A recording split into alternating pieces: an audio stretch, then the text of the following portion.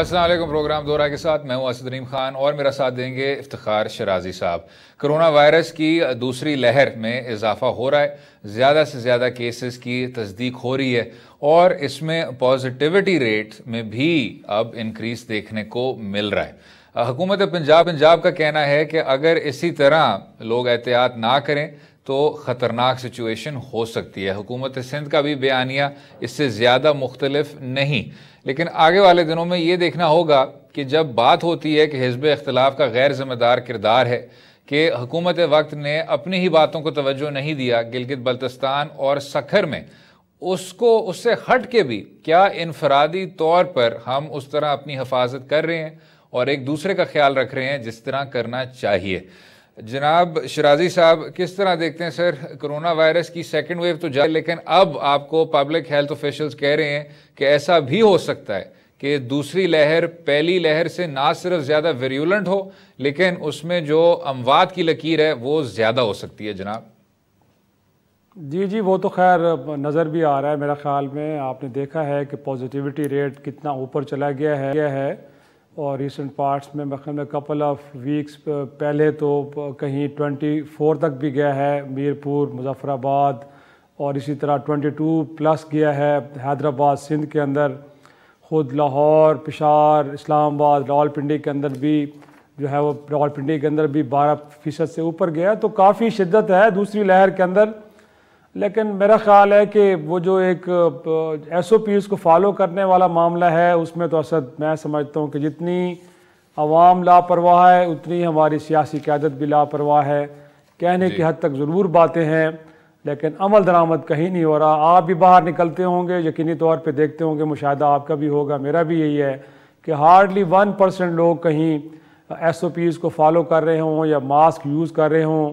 फिर हम एक पब्लिक अनाउंसमेंट तो कर देते हैं, बड़े स्ट्रिक्ट किस्म के हम SOPs का ऐलान कर देते हैं, उन पर अमल दरामद नहीं होगा तो जुर्माने होंगे, लोगों को मास्क दिए जाएंगे, लेकिन वो भी नहीं हो पाता ना। प्रॉब्लम ये है, और जब नहीं हो पाता शहरों के अंदर तो फिर लोग इनकरेज होते हैं कि ये एक announcement for the sake of announcement है, इससे ज़्यादा कुछ नहीं है।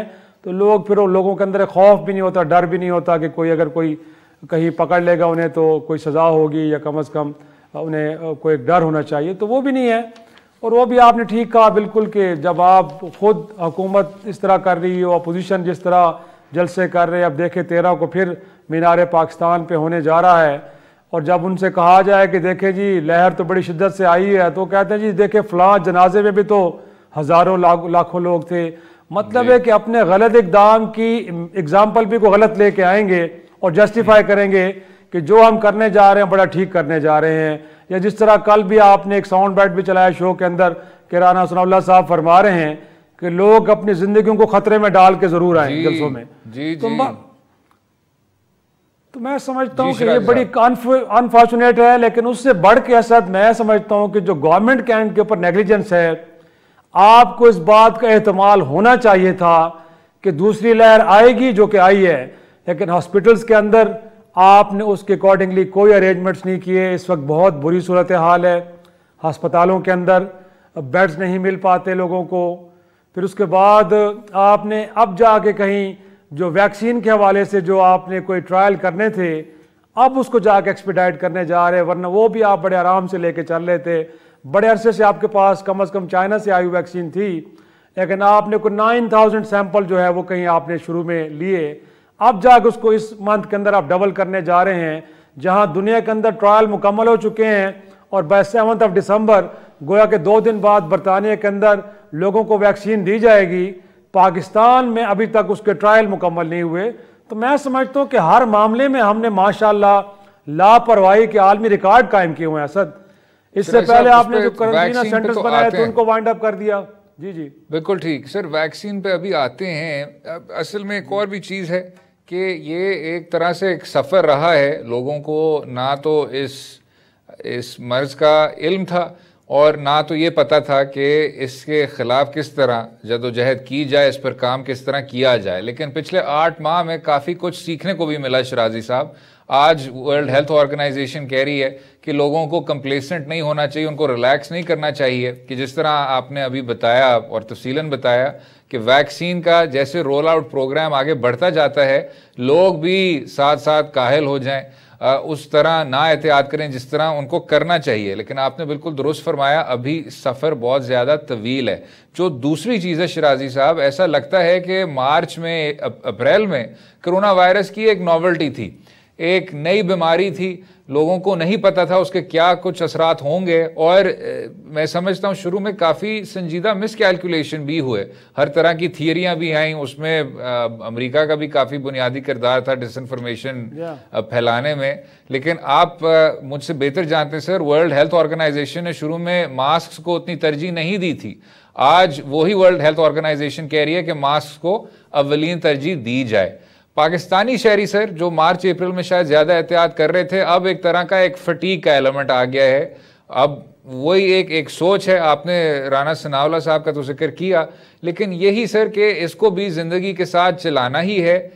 ये अब लकीर कहाँ ड्रॉ करें शिराजी साहब? अब शायद उन्हीं लोगों को ये भी समझ लेना चाहिए कि ज़रूर आप जिएं और उसी तरह काम करें जिस तरह आपको करना चाहिए, लेकिन इसका ये मतलब नहीं कि आप जलसों में शिरकत करें, इसका ये मतलब नहीं कि हुकूमत वक्त भी गिलगित बल्तिस्तान में उसी तरह के जलसे करे, इसका मतलब ये नहीं कि आप SOPs पर अमल दरामद ना करें। किस तरह देखते हैं सर? बिल्कुल है तो ऐसे ही, लेकिन बुनियादी तौर पे देखें लोग फॉलो करते हैं अपने लीडर्स को। इस वक्त आपकी पॉलिटिकल लीडरशिप का कंडक्ट क्या है, जारी सी बात है, लोग उनको देख रहे हैं ना, और आपके सामने है कि 20 सितंबर से लेके अब तक अपोजिशन ने किस कंडक्ट का मुजाहरा किया, सबके सामने है। जलसे किए गए, किसी किस्म के SOPs को फॉलो नहीं किया गया।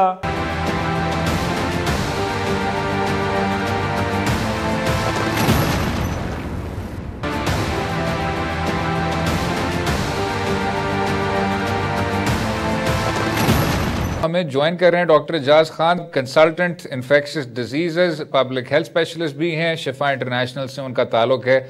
बहुत शुक्रिया डॉक्टर एजाज साहब शो में शामिल होने का, हमें अपना कीमती वक्त देने का। ये बताइएगा सर, जो दूसरी लहर के बारे में बात की जा रही है और ये मेडिकल प्रोफेशनल्स कह रहे हैं कि इम्कानात हैं कि ये ना सिर्फ ज़्यादा वेरियुलेंट हो लेकिन जुलाई में भी जो अमवात की लकीर है इस बार मोर्टेलिटी रेट्स भी ज़्यादा हों।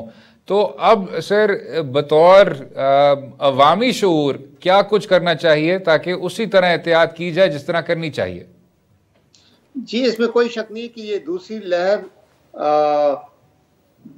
हमारे पास आ चुकी है, इसकी हकीकत बन चुका है। और ये जो आप फिगर्स आपको जैसे जैसे पता चल रहा है कि दिन ब दिन जो है ना फिगर्स बढ़ती जा रही हैं, चाहे वो टोटल केसेस हैं, चाहे पॉजिटिविटी रेट है, चाहे हॉस्पिटलाइजेशन है, चाहे डेथ रेट्स हैं, वो एस्ट्रोनॉमिकली इंक्रीज हो गई 6 हफ्तों के अंदर अंदर, और तकरीबन उसी नहज पे पहुंच चुके हैं जैसे कि पहले थी। हम जहां तक मुझे लग रहा है कि हम जो है खराबी की तरफ ज़्यादा जा रहे हैं, और इसकी जैसे कि आपने शायद बात की हो कि मुख्तलिफ वजूहात हैं, लेकिन ज़्यादातर तो हमारी कॉम्प्लेसेंसी या जो है वो ख़ास करके प्रिकॉशन के हिसाब से, और जो एक्टिविटी चल रही है पॉलिटिकल सिचुएशन में भी है, और उसको पूरी तरह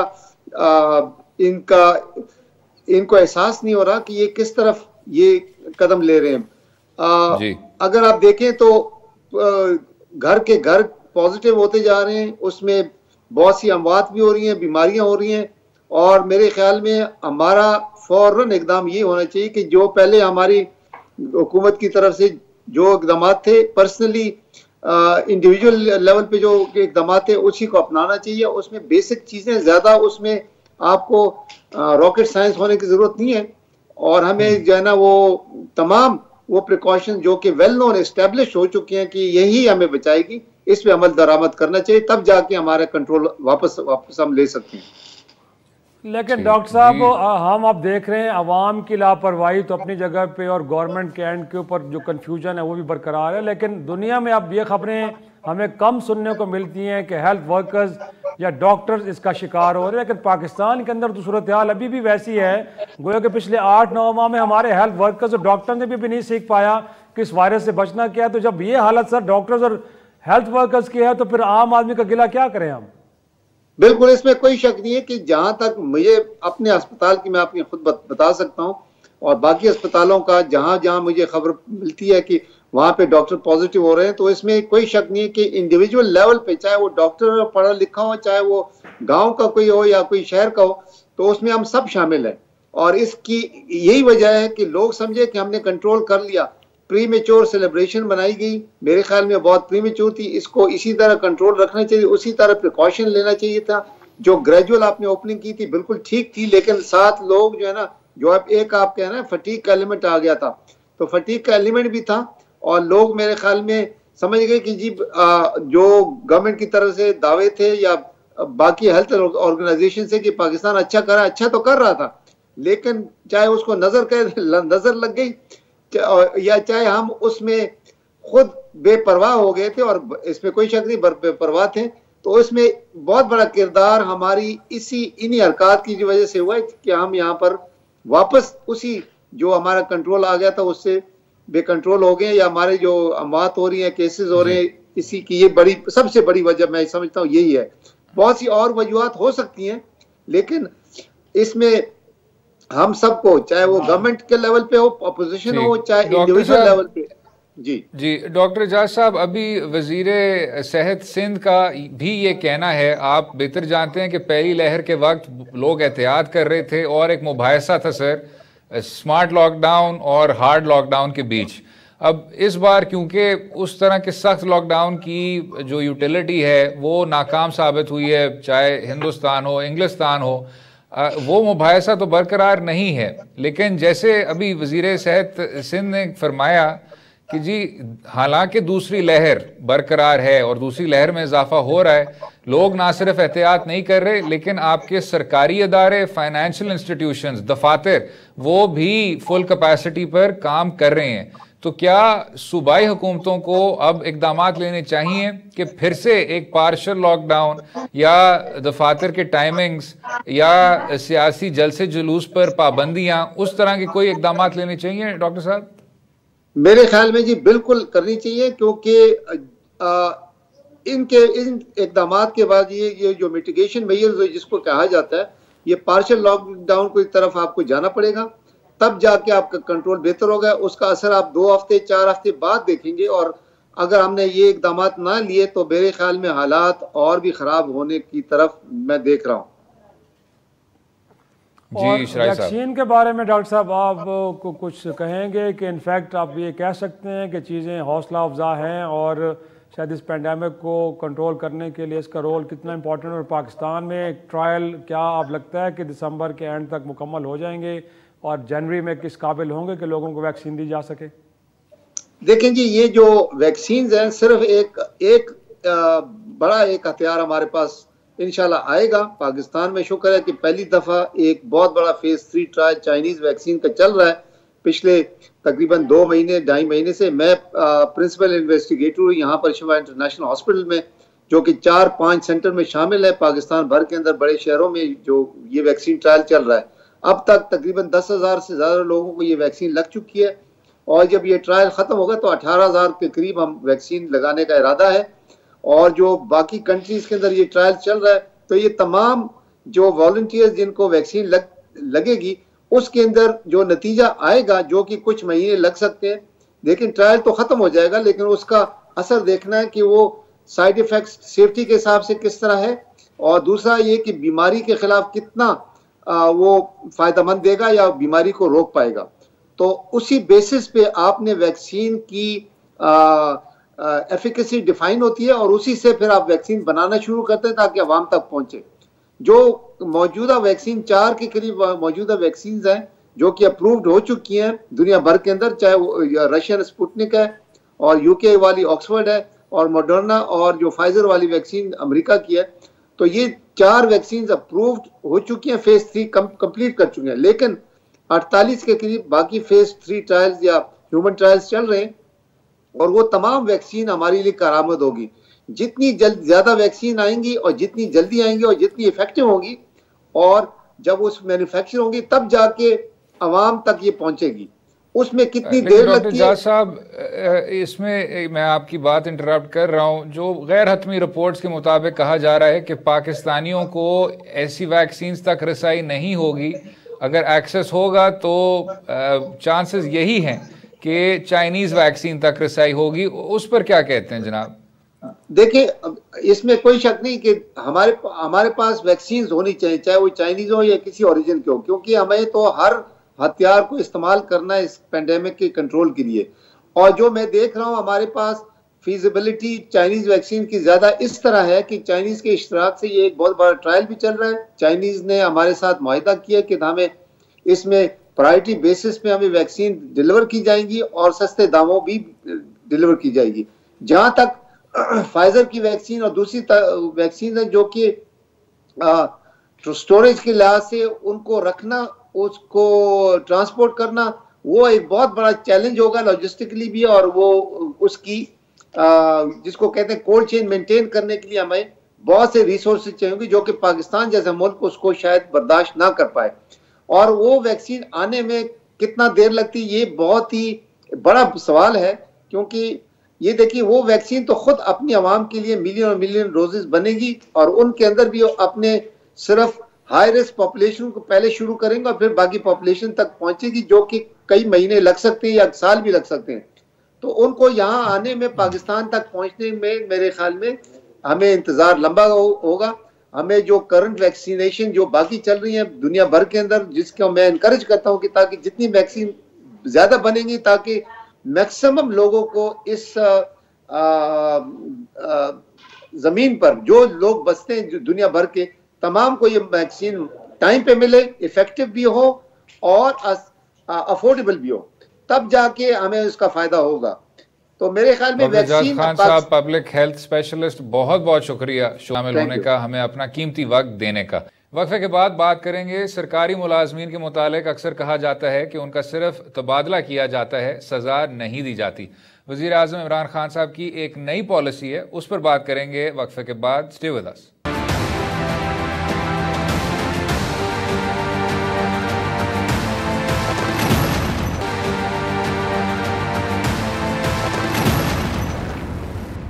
welcome back to Do Raay. Corruption में मुलव्वस सरकारी मुलाजमीन को सज़ा दी जाएगी, उनको सैक किया जाएगा, तबादला उनका नहीं किया जाएगा, ये वज़ीर आज़म इमरान खान साहब का कहना था। लेकिन उससे ज़्यादा अहम, शराजी साहब, इससे पहले कि हम नए ब्यूरोक्रेट्स वाली पॉलिसी पर आएँ, तो वज़ीर आज़म ने काफ़ी गुस्से का इजहार किया इलाकाई हुकूमतों की कारकर्दगी के मुतालिक। अब याद रहे कि PTI हुकूमत ने लोकल गवर्नमेंट्स को, डिवोल्यूशन को, इन तमाम इख्तियारात की तकसीम को अपने मंशूर का एक बुनियादी हिस्सा बनाया था।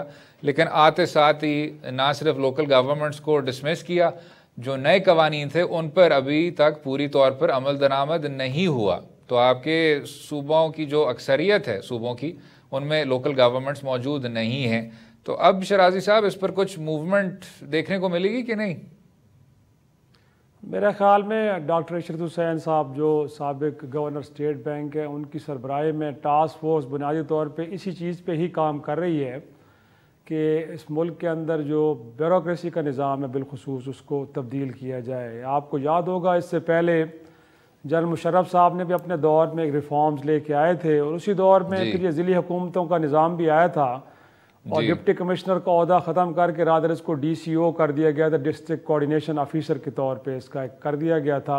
और आपको ये भी इल्म है कि ये जो ब्यूरोक्रेसी का निज़ाम उससे पहले चल रहा था, बुनियादी तौर पे वो कॉलोनियल दौर से चल रहा था, ब्रिटिश रूल से चल रहा था और उसके अंदर बहुत लामहदूद इख्तियारात थे डिप्टी कमिश्नर्स को, असिस्टेंट कमिश्नर्स को। न सिर्फ उनके पास एग्जीक्यूटिव पावर्स थे बल्कि जुडिशल पावर्स भी थे। तो काफ़ी एक तगड़ा किस्म का एक ये था। कहीं ना कहीं हमें लगता था कि वो ठीक भी था कि चीज़ों को एड्रेस करने में बड़ी सहूलत थी कि यूनिटी ऑफ कमांड थी, एक शख्स था जो सब कुछ। और देखा जाए तो पुराने गजेटियर्स के अंदर जो डेफिनेशन की जाती थी डिप्टी कमिश्नर की, कहा जाता था कि he is a governor of the district. So बड़े मतलब है कि काफ़ी हद तक हम कह सकते हैं कि ये एक बड़ा अच्छा निज़ाम रहा। लेकिन बाद में 70s के अंदर आप ये भी देखें कि बड़ी तल्ख तारीख़ है कि जुल्फ़िकार अली भुट्टो साहब ने इसी सिस्टम को अपने पॉलिटिकल गेंस के लिए इस्तेमाल किया। डिप्टी कमिश्नर का ऑफिस लोगों को सियासी वफादारियाँ तब्दील करने या फिर उस वक्त की जमात को इलेक्शन जितवाने के लिए इस्तेमाल होता रहा। और फिर खालिद खरल जैसे लोग जो उस वक्त डिप्टी कमिश्नर थे उन्होंने अपनी खदमात पेश की तो बाद में जाके वफाकी वजीर भी बने। और अब भी देखा जाए तो मैं कल परसों कहीं बैठा था और सरगोदा से एक शख्स जो सियासी एक शख्सियत थी वो कह रहे थे कि 2018 के इलेक्शन में मियाँ नवाज शरीफ साहब की तरफ से जो पैगाम पार्टी में शमूलियत का है वो डिप्टी कमिश्नर साहब लेके आए। तो गोया कि इस निज़ाम को फिर बाद में जब सियासी कर दिया गया तो फिर हालात जो आपके सामने यही कुछ होने थे।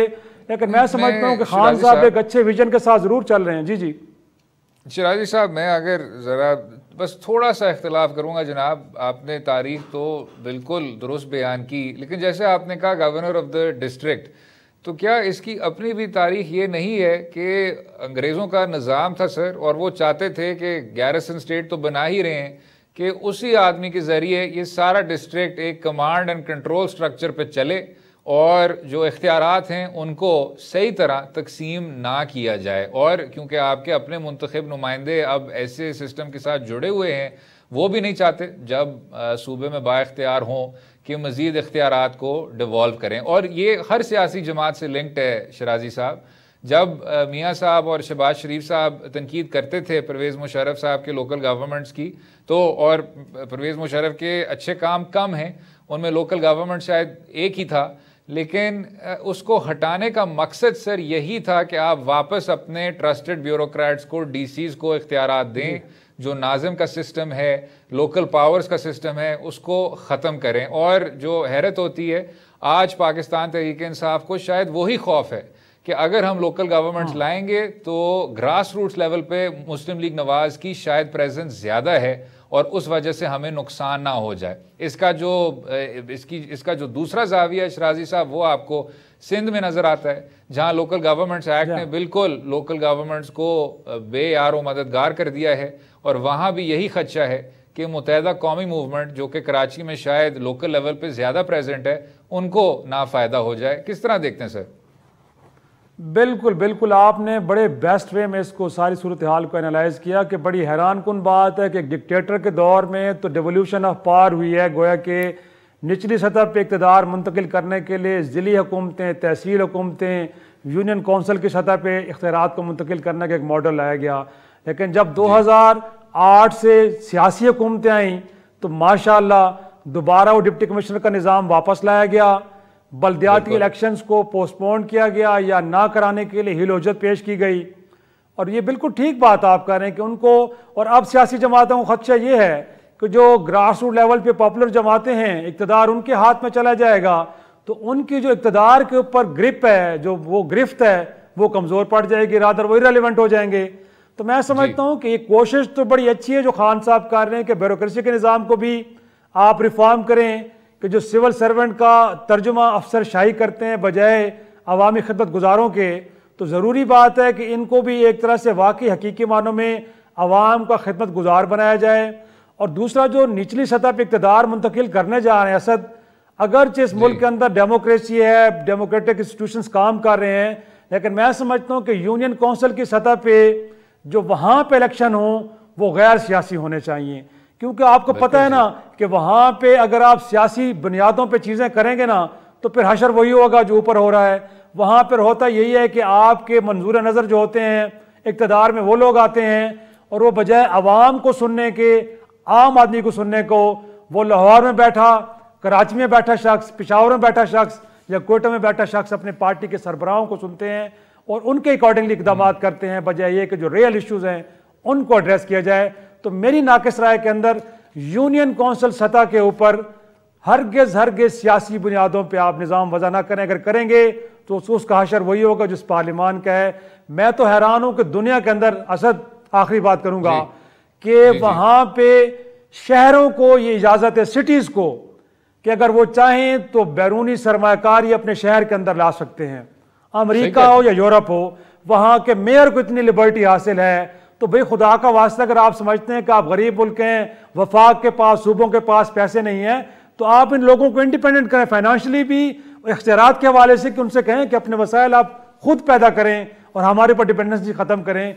बट मसला वही है बिल्कुल ठीक। कि आप चाहते हैं कि उनको इंडिपेंडेंट भी करें, लेकिन इक़्तिदार पे गिरफ्त आपकी रहनी चाहिए, आपका सिक्का बोले और आप ही चले के चले, ये नहीं हो सकता। फिर जनाब हुकूमत करनी नहीं है और करने भी नहीं देनी। लेकिन ये क्योंकि हमारा वक्त ज़रा कम हो रहा है सर, मैं ज़रा इन करप्ट अफसरान पर भी बात करना चाहता हूँ। जो ये पॉलिसी आपने इंस्टीट्यूट की है कि ट्रांसफ़र्स का सिलसिला ख़त्म करें, इनको सज़ा दें। सर आप सबसे ज़्यादा अच्छा जानते हैं, अक्सर जब तनकीद होती है इन्हीं शोज़ पे मीडिया के ज़रिए तो सियासतदानों पर होती है। जब कुछ एक दो बेबाक लोग होते हैं जो शायद दबे हुए अल्फाज के ज़रिए अस्करी क़ुव्वतों के ख़िलाफ़ भी कुछ कह जाते हैं, तो उसको भी शायद तनकीद समझा जा सकता है। जो बिल्कुल इस पॉलिसी डिस्कशन से गायब है सर, वो है कि आप सरकारी मुलाजमीन या सिविल सर्वेंट्स के मुतालिक या तो रिफॉर्म की बात करें या उन पर तनकीद करें, यानी वो अंडर द रेडार भी रहते हैं, सारा कुछ काम भी कर लेते हैं, और फिर सर रिफॉर्म के मुतालिक भी डिस्कशन नहीं होती। तो शराजी साहब ये गैप क्यों है? क्या ये बहुत ज़्यादा अच्छा काम कर रहे हैं तो इसलिए बात नहीं होती? डीएमजी की, पीएएस की, और जो आपने खुद जिक्र किया भुट्टो साहब का, जो वो कहा करते थे कि ये लोग, और शायद नफीस अंग्रेजी का एक्सप्रेशन है, फॉसिलाइज्ड ब्राह्मण्स हैं जनाब। नहीं, मेरा ख्याल अगर अच्छा काम कर रहे होते ना तो शायद किसी ज़माने में करते होंगे, बट अब तो सूरत हाल ऐसी है कि हरगिज़ ऐसा नहीं है। क्योंकि वक्त कम हो रहा है, वक्फा लेंगे, वक्फे के बाद बात करेंगे एक तारीखी शख्सियत की। पाकिस्तान में बलूचिस्तान से सबसे पहले वज़ीर आज़म मुंतखब होने वाले ज़फ़रुल्लाह ख़ान जमाली साहब, जो कि अब दुनिया से रुखसत हो गए हैं। रहिएगा हमारे साथ।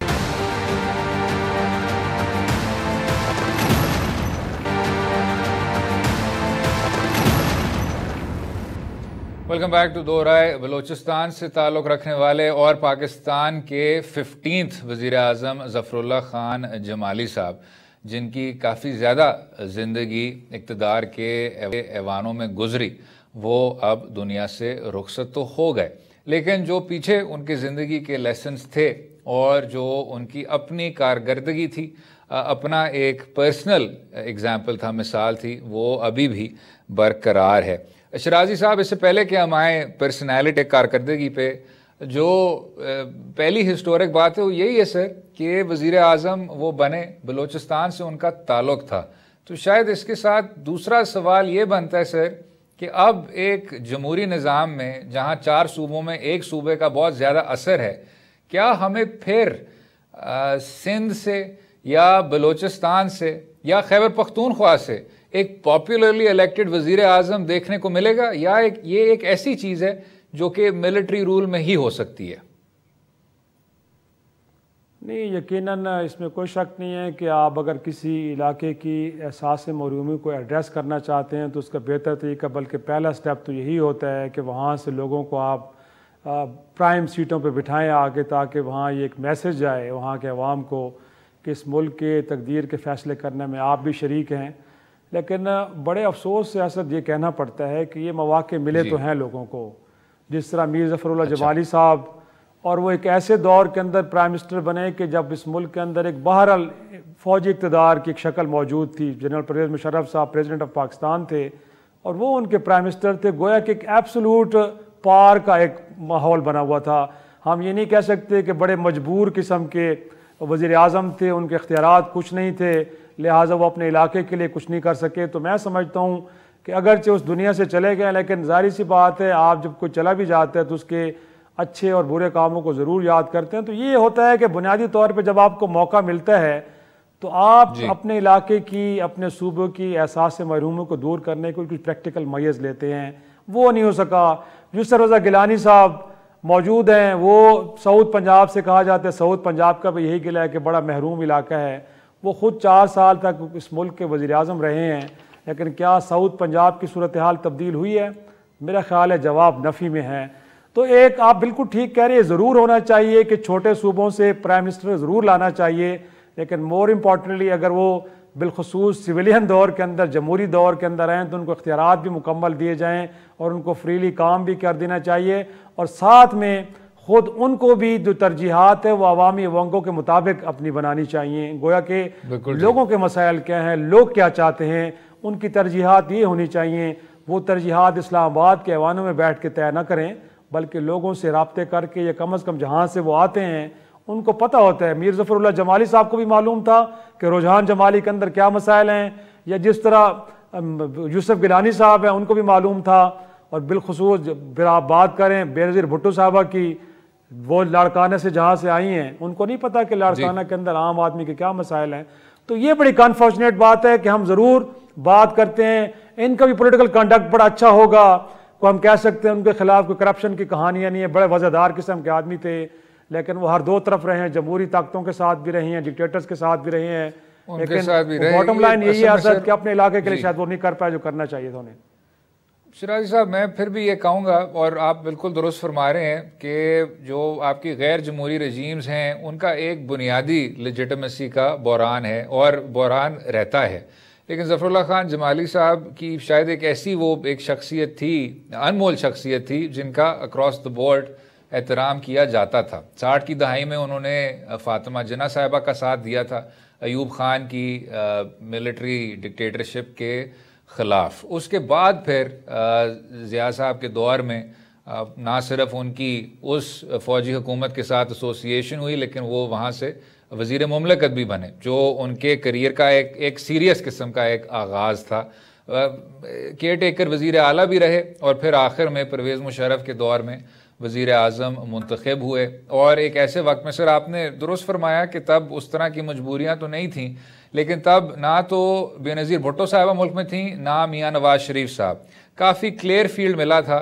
लेकिन वही जो मियाँ साहब ने और चौधरी बरादरान ने जुनेजो साहब के साथ किया था, जो कि एक और वज़ीर आज़म थे जो फ़ौजी आमरीत के वक्त लाए गए थे, जमाली साहब के साथ भी, मियाँ साहब तो बाहर थे, लेकिन चौधरी बरादरान ने फिर उसी तरह सियासी इंजीनियरिंग के ज़रिए उनको भी आउस्ट कर दिया, लेकिन डिग्निटी से मुस्ताफ़ी हुए और उसके बाद भी बड़े डिग्निटी से बलूचिस्तान के इश्यूज़ को एस्पाउस करते रहे। आखिर में पाकिस्तान मुस्लिम लीग नवाज़ के साथ काफ़ी ज़्यादा इश्यूज़ हुए थे। सर आप मुझसे बेहतर जानते हैं, जब वो सारा जायद हामिद साहब का इशू बन रहा था फैज़ाबाद में, तो जमाली साहब फिर PMLN को छोड़ के PTI में शामिल हो गए। लेकिन शायद इसी नोट पे शिराजी साहब कंक्लूड करना चाहिए कि पाकिस्तान में और इस तरह के वज़राए आज़म आएँ जो कि बलूचिस्तान से ताल्लुक़ रखें और इस बार सर एक पॉपुलरली इलेक्टेड जमहूरी हुकूमत के हेड हों। किस तरह देखते हैं और फिर कंक्लूड करते हैं? मेरा ख्याल है, मुझे तो लगता है कि वक्त का अहम तरीन तकाजा ये है कि इस वक्त बलूचिस्तान के अंदर, जहाँ फाटा के अंदर भी एक लोगों के गिले हैं वफाक से, वहीं पे बलूचिस्तान कि जो 43% ऑफ द कंट्री है अगर जोग्राफिकली देखा जाए रकबे के हिसाब से, और वहाँ पे भी लोग पाकिस्तान से अगर नाराज़ नज़र आ रहे हैं, तो मैं समझता हूँ कि इसको अगर स्ट्रेटजी के तौर पे भी देखा जाए या इश्यूज़ को एड्रेस करने के हवाले से देखा जाए, तो हर दो सूरतों में बड़ा ही इंपॉर्टेंट है कि वहाँ से ले कर आना चाहिए एक ऐसे शख्स को कि जो बुनियादी तौर पर ये मैसेज अक्रॉस द बोर्ड देखें कि महरूम तबकात और जो नज़रअंदाज लोग हैं माजी में, उनको भी अहमियत दी जा रही है। और ऐसे में कि दो इलाके हैं, असद गिलगित बल्तिस्तान जिसकी मेन स्ट्रीमिंग आप करने जा रहे हैं, वहाँ पे भी लोगों की पॉपुलर डिमांड थी कि सूबा बनाया जाए, आप बनाने जा रहे हैं। जहाँ से CPEC का आगाज़ होता है आप उन चीज़ों को एड्रेस कर रहे हैं, बड़ी अच्छी बात है, लेकिन जहाँ CPEC जाके इख्तिताम पाकिस्तान में करेगा वो बलूचिस्तान है, वो गवादर है, वहाँ पर भी लोगों के गिले हैं। तो तजवीज़ अच्छी है मेरा ख्याल में, इसको ज़रूर सीरियसली देखना चाहिए। और अगर वहाँ से कोई प्राइम मिनिस्टर आते हैं तो मेरा ख्याल है कि बहुत ही अच्छा होगा और वहाँ के लोगों को एक बड़ा अच्छा पैगाम जाएगा। बिल्कुल सर, और शायद इस इम्बैलेंस को भी एक तरह से नए सूबे भी हल कर सके, लेकिन वो एक और शो का मौजू होना चाहिए। इसी पर उम्मीद है आपको आज का प्रोग्राम पसंद आया होगा। मुझे और शिराजी साहब को अपनी राय से भी आगाह कीजिए। इजाज़त दें, कल तक खुदा हाफिज़।